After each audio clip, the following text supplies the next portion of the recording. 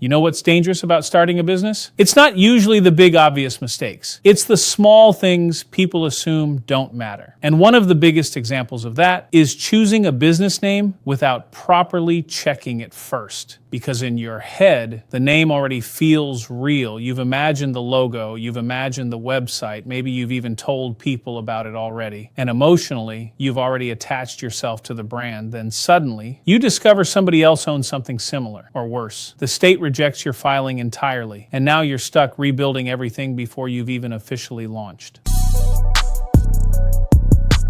Hi, my name is Bobby Casey. I'm the founder of BusinessAnywhere.io. I'm an international tax lawyer, and for over 20 years, I've helped entrepreneurs structure businesses properly, protect their assets, and avoid expensive mistakes early in the process. And today, we're going to talk about something that sounds simple, but is actually one of the most important early-stage business decisions you'll make. How to do a Connecticut business entity search. And more importantly, how to do it correctly. Now, before we even get into the Connecticut database, there's one thing you absolutely need to understand. This process is not just about checking whether your exact business name already exists. That's how beginners think about it. The real issue is whether your name is legally distinguishable. And that changes the entire game because two names can technically be different, but still too similar from the state's perspective. For example, imagine there's already a company called New England Business Solutions LLC, and you want to register New England Business Consulting Solutions. To you, those may sound completely different, but to the state, that could absolutely create confusion. And if there's a likelihood of confusion, your filing could get rejected. Now, this is why entity searches matter so much, because you're not just checking availability, you're reducing risk, you're protecting your future brand, and honestly, you're preventing yourself from wasting time later. Now in Connecticut, business entity searches are handled through the Secretary of State's online database, and the system itself is pretty straightforward. But the strategy behind how you search, that's where people get into trouble. Because most entrepreneurs search too narrowly. They type in their exact business name, see no exact match, and immediately assume they're good to go. That's not enough. You want to search more broadly than that. Let's say your business name is Connecticut Creative Media Group. You shouldn't just search that exact phrase. Instead, try searching creative media, then Connecticut Creative, then maybe even just Connecticut. Why? Because similar businesses may exist under slightly different structures. And if you only do one narrow search, you might completely miss potential conflicts. Now, once you start getting results, this is where patience becomes important. Don't skim through quickly. Actually study the names carefully. Look at the wording, the structure, the repeated phrases, and even how the names sound when spoken out loud. Because similarity isn't always visual. Sometimes it's phonetic, and states absolutely consider that. Now, another thing you'll notice is some entities are active, others are inactive, some may be dissolved entirely. And here's where people make another mistake. They assume inactive means available. Not always. Just because a business shut down doesn't necessarily mean the name instantly becomes free to use. There may still be restrictions or waiting periods tied to that name. So if you see something close to your planned business name, even if it appears inactive, treat it seriously, because assumptions here can become expensive later. Now let's talk about Connecticut naming requirements for a second, because availability is only part of the equation. Your name also needs to follow state rules. For example, if you're forming an LLC, your name generally needs to include LLC or limited liability company. If it's a corporation, you'll typically need an Inc. or corporation, pretty standard. But then there are restricted words. Terms like bank, trust, insurance, or certain professional designations may require additional licensing or approval. So even if the name appears available, the state can still reject it if it violates naming regulations. Now, honestly, this is where smart entrepreneurs stop thinking only legally and start thinking strategically, because your business name is not just paperwork. It's branding, it's positioning, it's trust, and it becomes part of how customers remember you. For example, a lot of entrepreneurs accidentally choose names that are too specific. Something like Connecticut Facebook Ads Experts LLC. Maybe that works today. But what happens later if you expand beyond Facebook or beyond Connecticut? Now your name feels limiting. So while you're checking availability, you also want to think long term. will this name still make sense years from now? Because rebranding later becomes much harder once customers know you. Now, another thing people often forget, digital consistency. Let's say your Connecticut business name is available. Great. But what about the domain name, Instagram handle, YouTube, LinkedIn, TikTok, trademark conflicts? Because ideally, you want consistency everywhere. You don't want your LLC name to be one thing, your website slightly different, and your social handles unrelated. That creates friction, and friction reduces trust. Now, once you've confirmed the name is available, compliant, and strategically strong, then you can move forward with formation confidently. And honestly, that's the goal here, confidence. Because building a business is already hard enough. You don't want unnecessary problems slowing you down before you even launch. Now, let me tell you one of the worst scenarios I see entrepreneurs go through. They skip this process entirely, or they do one lazy 5-second search. Then they spend weeks building the website, the logo, the branding, the marketing, only to discover later there's a naming conflict. Now they're forced into one of two bad choices: fight for the name or completely rebuild the brand. And both are painful, financially, emotionally, and strategically, because momentum matters when you're launching a business. So even though a Connecticut business entity search sounds boring, honestly, it's one of the smartest early stage decisions you can make, because strong businesses are usually built on strong foundations, not shortcuts. Now, if we bring all of this together, a Connecticut business entity search is about much more than checking a database. It's about protecting your future business identity. You want to search broadly. Look for similarities, understand naming rules. Think strategically about branding, and make sure your business identity works both legally and commercially, because the smartest entrepreneurs usually solve problems before they happen. And if you want help with this process, whether it's checking business name availability, registering your LLC, handling compliance, or structuring your business correctly from day one, that's exactly what we do. Through our Digital Nomad Kit, we help entrepreneurs with company formation, registered agent services, bookkeeping, compliance, and personalized support to make sure your business is built properly from the beginning. You can find more information in the links below. And just remember, the businesses that last long-term usually start with careful decisions nobody else notices. Hope this video helps you, and I'll see you in the next video.